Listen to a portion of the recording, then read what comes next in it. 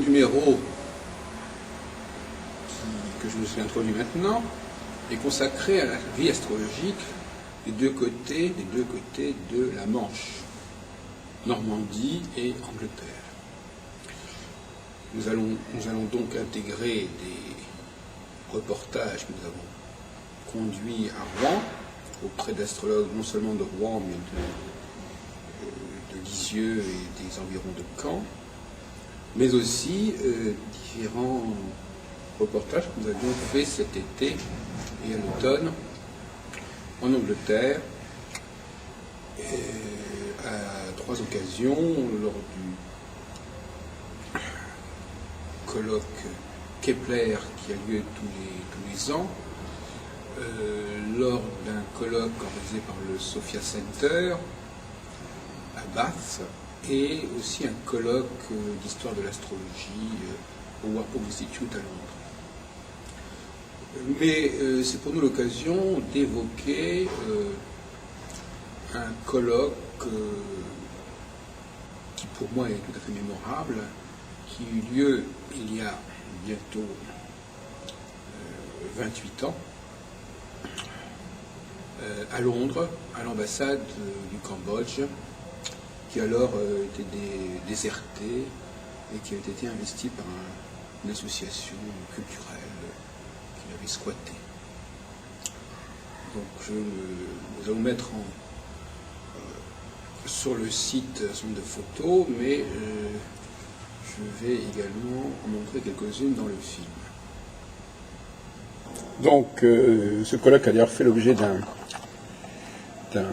compte-rendu par Martin Budd, Report on the London International Conference of Astrology, organized by the Mouvement Astrologique Unifié Londres 1981, à se consacrer notamment à la découverte, au bicentenaire de la découverte d'Uranus en 1781, à l'astrologie chinoise et à l'histoire de l'astrologie.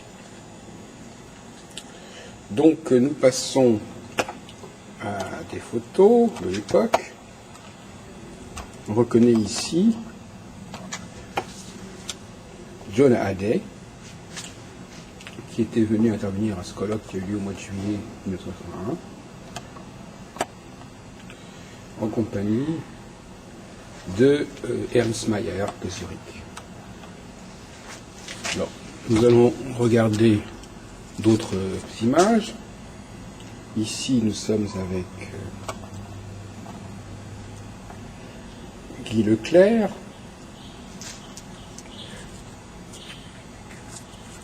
Ici, avec l'astronome Frank Hyde.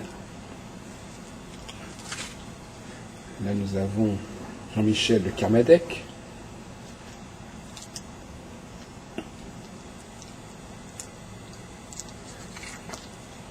Douglas Lanark de Danemark. Alors, on appréciera donc la plupart l'essentiel du colloque avait eu lieu en plein air, puisqu'il faisait assez beau, dans le patio de l'ambassade. Là, on reconnaît encore une fois Guy Leclerc. Donc il y a un côté un peu cambodgien dans le style de l'ambassade.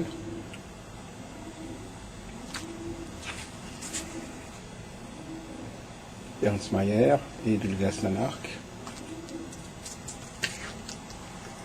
Peter Bloomberg.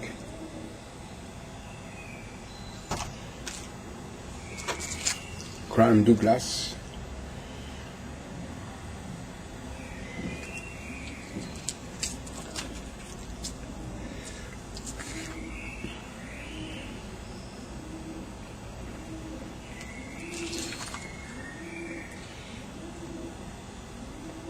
Il y avait un côté un peu garden party, à certains côtés.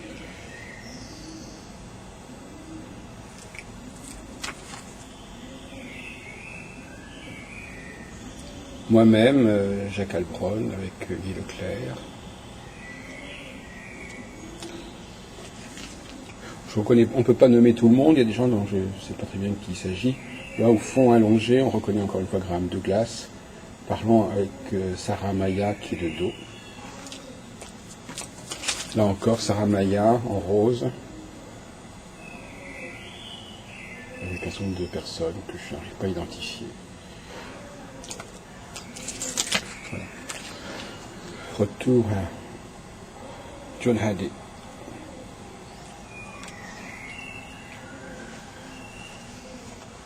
Et nous allons continuer notre petite exploration avec une photo également assez intéressante qui a été publiée dans un ouvrage qui est paru en français, Astrologie. Son origine, son histoire, symbole de Derek et Julia Parker, d'ailleurs qui sont également venus à notre colloque. On les voit sur les photos que nous avons mis en ligne sur le site. Et là, une photo intéressante.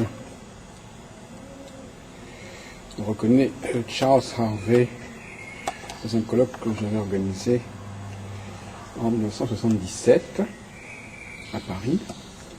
Et ici, une photo sympathique qui est parue justement dans cet ouvrage de Parker. On reconnaît à gauche Michel Gautelin et John Hadley et moi-même. À l'époque, je sais pas pourquoi j'avais laissé pousser ma barbe. L'ouvrage de Nick Campion, The Dawn of Astrology, qui fait l'objet d'un séminaire dont nous reproduisons le début sur ce numéro de Téléprovidence. Un ouvrage de Patrick Curry, Astrology and Politics and Power.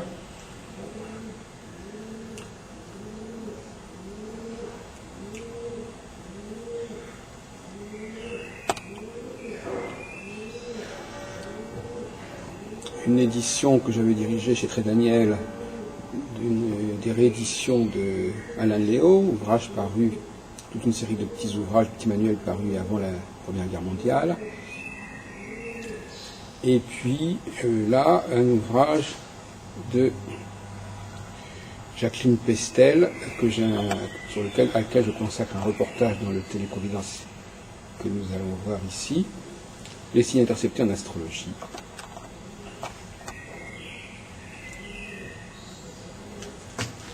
Les éditions traditionnelles, avec une préface d'Emmanuel Lebray, Jacqueline Pestel et Patricia Maillet.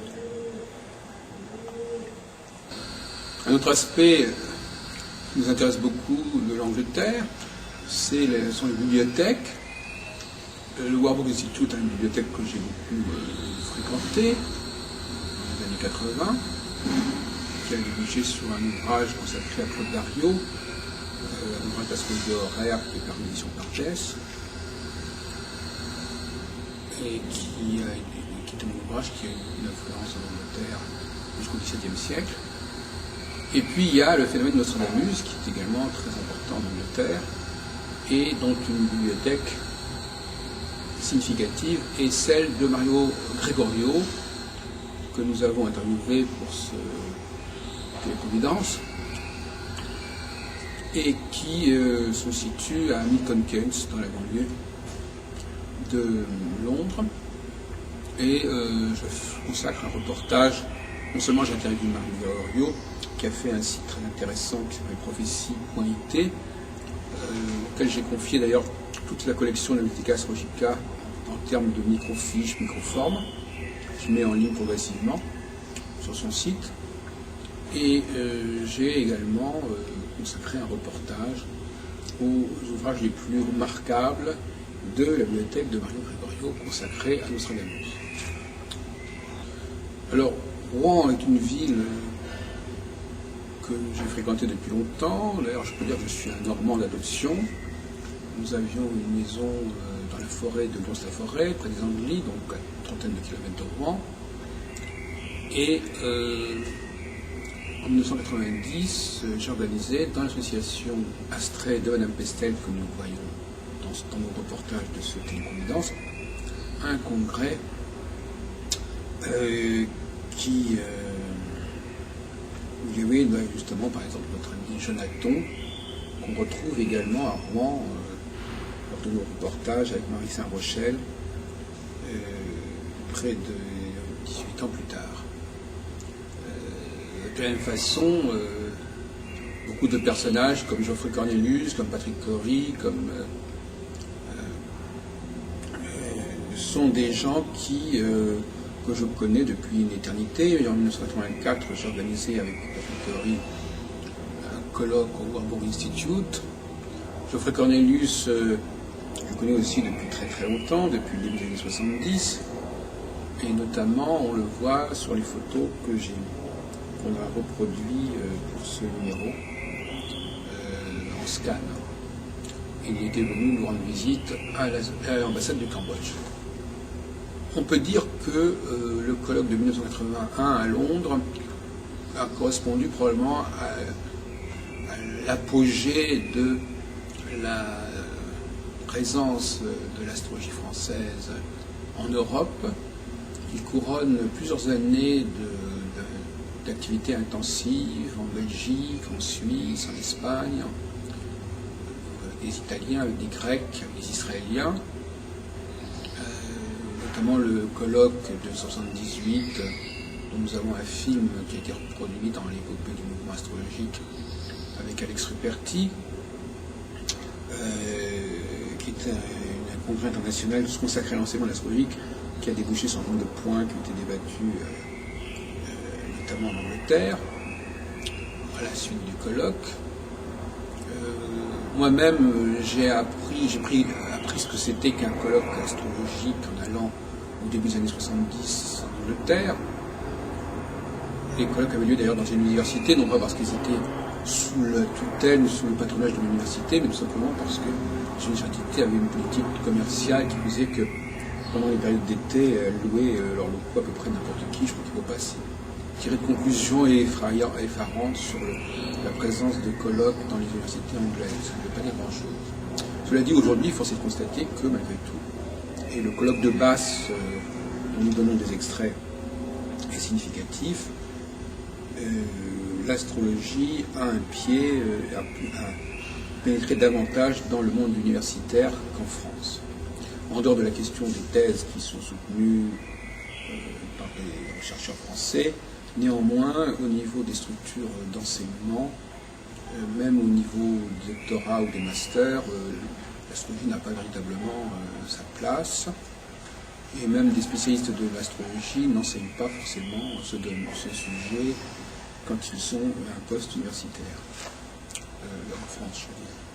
Je terminerai par une petite pique qui correspond à mes recherches.